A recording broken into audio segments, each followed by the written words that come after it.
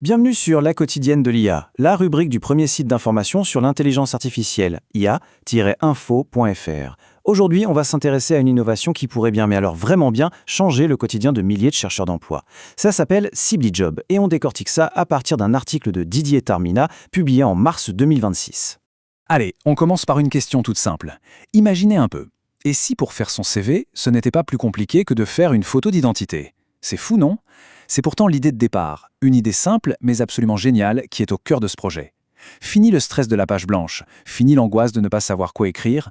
Alors, entrons dans le vif du sujet. Le concept de SibliJob, c'est quoi?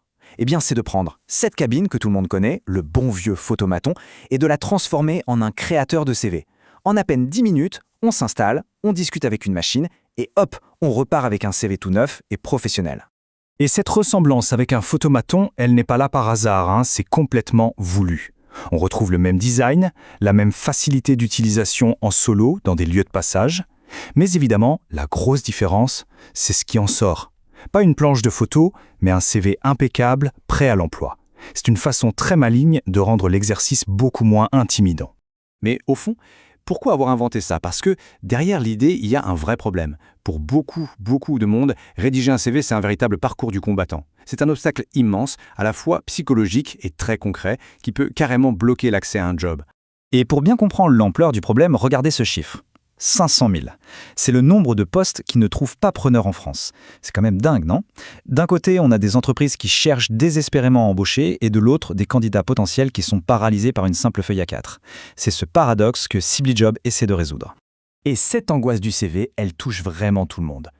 Pensez aux jeunes qui démarrent et qui n'ont aucune idée de comment s'y prendre. Pensez aux personnes en pleine reconversion, qui doivent réinventer leur parcours. Et puis, il y a tous les travailleurs manuels, qui ont des compétences en or, mais qui n'ont jamais appris à les mettre sur papier. Sans oublier ceux qui ne sont pas à l'aise avec l'écrit. Bref, tout un tas de gens que le système classique a tendance à oublier. Alors comment SibliJob s'y prend pour régler ça? Eh bien, la solution est aussi simple qu'elle est bluffante. Tout se fait par la voix. Voilà, c'est ça la clé. Fini de galérer avec un clavier. On s'assoit et on raconte son histoire, son parcours, à une intelligence artificielle qui est là pour écouter, pour guider avec bienveillance. Et le fonctionnement est ultra simple. Ça se passe en 3 petites étapes. D'abord, on discute avec l'IA. On lui parle de nos expériences, de ce qu'on sait faire. Ensuite, l'IA prend tout ça, elle organise les idées et elle nous propose un brouillon de CV sur l'écran. On vérifie, on valide. Et enfin, dernière étape, on peut soit l'imprimer sur place, soit se l'envoyer directement sur son téléphone. C'est simple, c'est rapide et c'est terriblement efficace.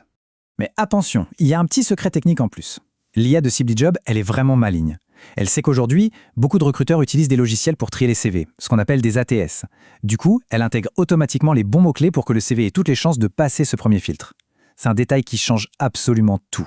L'autre coup de génie du projet, c'est pas seulement la machine elle-même, c'est où on la trouve. L'idée, c'est de ne pas les mettre dans des endroits qui peuvent faire un peu peur, comme une agence pour l'emploi. Non, l'idée, c'est de les installer là où les gens passent tous les jours, au supermarché, dans la galerie du centre commercial et même à la poste. Et le projet a avancé à toute vitesse. Tout a commencé avec un test en septembre 2025 près de Nantes. Ça a tellement bien marché que le réseau s'est vite étendu dans tout l'Ouest. Et puis, étape très symbolique, en février 2026, la première cabine a été inaugurée dans un bureau de poste. Le service s'intègre vraiment dans le paysage du quotidien. Et ça résume parfaitement l'esprit du projet. Cette citation de Catherine Adnot de France Travail, elle est très claire. SibliJob n'est pas là pour remplacer les services existants, mais pour les compléter. C'est un outil pour aller toucher des gens qui, pour une raison ou une autre, passent un peu sous les radars. On en arrive maintenant à ce qui, à mon avis, fait vraiment la différence avec SibliJob, son état d'esprit. On n'est pas du tout dans le cliché de la technologie froide et déshumanisée. Au contraire, on est en plein dans une démarche où l'IA est pensée pour l'inclusion sociale, pour être un outil au service des gens. Et ça, on le voit très bien dans le modèle économique. Pour les bénéficiaires du RSA et les demandeurs d'emploi, le service est totalement gratuit. Pour les autres, on parle d'une participation symbolique de 2 € juste pour couvrir les frais.